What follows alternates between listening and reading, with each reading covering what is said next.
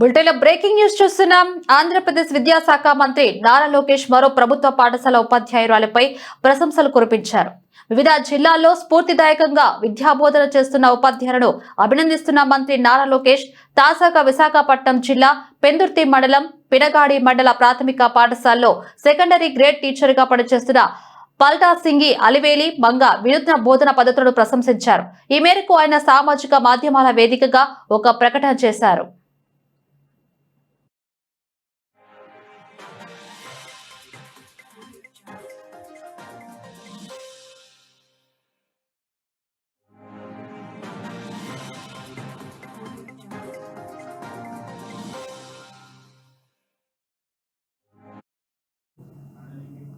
ఆటపాటలతో ప్రత్యేక శ్రద్ధ తీసుకుని విద్యార్థులకు విద్యాబుద్ధులు నేర్పుతున్న తీరు అద్భుతంగా ఉందని లోకేష్ కొనియాడారు.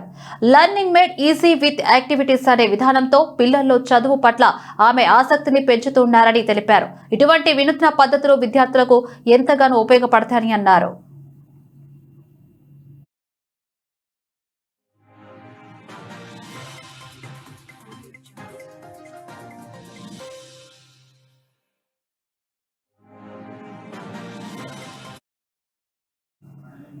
విద్యార్థులకు సులభంగా అర్థమయ్యేలా బోధిస్తూ వాటిని సామాజిక మాధ్యమాల ద్వారా ప్రచారం చేస్తున్న ఉపాధ్యాయురాలు అలివేలి మంగ కృషి ప్రశంసనీయమని లోకేష్ పేర్కొన్నారు. ఆమెకు తన అభినందనలు తెలియజేశారు. ప్రస్తుతం లోకేష్ చేసిన ఈ ట్వీట్ వైరల్ అవుతుంది.